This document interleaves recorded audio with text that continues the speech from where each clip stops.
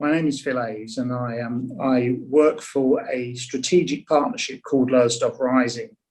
And one of my many hats is to be the chair of our local cultural education partnership. And I think that has been really successful, but the true success of it comes from the story of Lowestoft Rising. And so I kind of always try to pre-start anything about the LCEP, or the Cultural Education Partnership, with a quick story of Lowestoft Rising, because it's quite unique in as much as it came from the idea that Lowestoft as a place back in 2013 was really struggling. Deprivation was a real issue. It's a poverty-led town that has huge potential, but was really struggling. And within that struggle, schools were really struggling with their GCSE rates. And so we kind of did a partnership review of Lowestoft, helped by some people who came from all over the country to help us look at our partnership working, and suggested that we weren't really working in partnership and that we should form a strategic partnership, coming together to see if we could work as a partnership better than we could individually. And at that time, I was the police commander for East Suffolk. So I was based in Lowestoft, but I had responsibility for East Suffolk. But it was clear that Lowestoft was going backwards when probably the rest of Suffolk was probably moving forwards around that agenda. And so Lowestoft Rising was formed as a result of that. And from a very early stage, I was seconded off to lead Lowestoft Rising. And then we were given quite specific areas to work on, of which you wouldn't be surprised that raising attainment and aspiration in young people was a key element.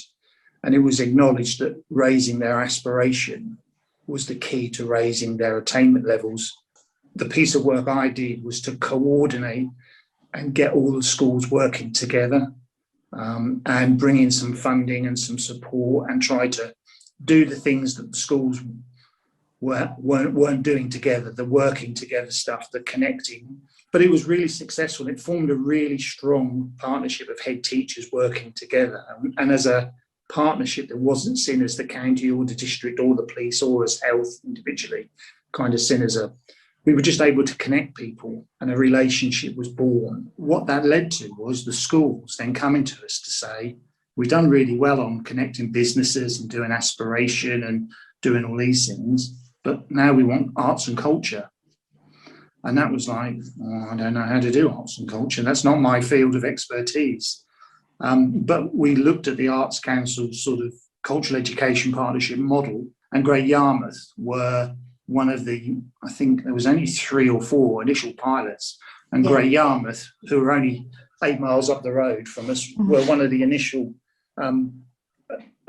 pilot sites. So working with Norfolk and Norwich Festival Bridge, we obviously went and talked to Great Yarmouth, who had a really good connected cultural sector. They were really clear. They were very good at their cultural partnership. And we were very good at our schools partnership, but they only had a few schools.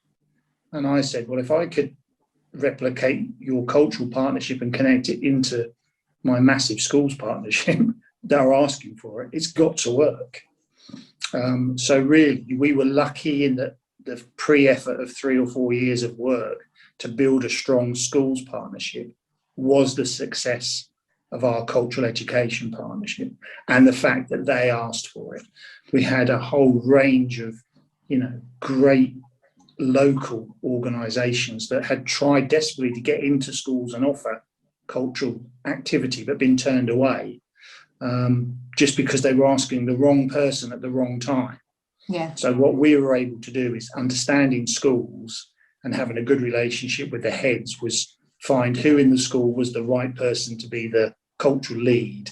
And so when we started to have conversations about who wants what, we were talking to the right person at the right time. So our GCSE rates are actually improving, our crime is better, our teenage pregnancies better, our children have more aspiration, our schools understand and are really driving around aspiration. And at the same time, we've been able to do some really enjoyable, fun cultural projects, and with a vast range of, providers who probably wouldn't have, who wanted to come to Lowestoft, but probably just couldn't find the in. And so we've just, having a cultural education partnership is vital, because that's the in. If I'm really honest, the very first thing I tried to do was duck it. Because arts and culture was not an experience or an expertise I really had. The first thing I did was I went to look at what Great Yarmouth were doing. And once I got my head around that, I think for me, I was thinking, right, I've got a lot of schools and I've got a lot of children. How am I going to possibly attract all those cultural organisations to come together? Mm-hmm. And the Bridge were really good at that. So I think that first thing was just having the faith to think, if I could get all these people in the room together, it would just naturally start, because they would spark off each other. And that's what we did. So we kind of got as many people as we could in a room for an initial meeting and just watched the sparks fly. So I'm just passionate about Lowestoft, and I've done my time. I've done my 30 years in policing. But actually, I know that I'm making more difference now, and for all the good I did in policing, I think I'm making more difference now because I'm just getting resources to people who really need it, and that's really rewarding.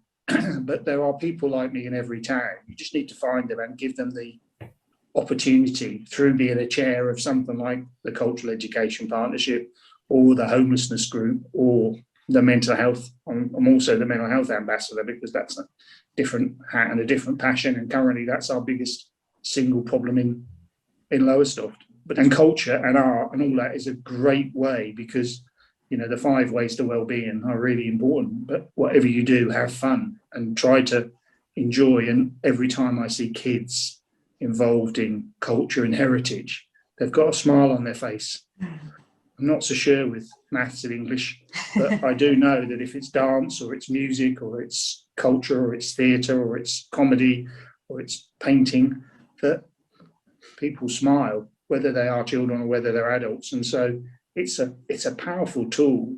It can work anywhere. And the only thing you've got everywhere are the children who need it.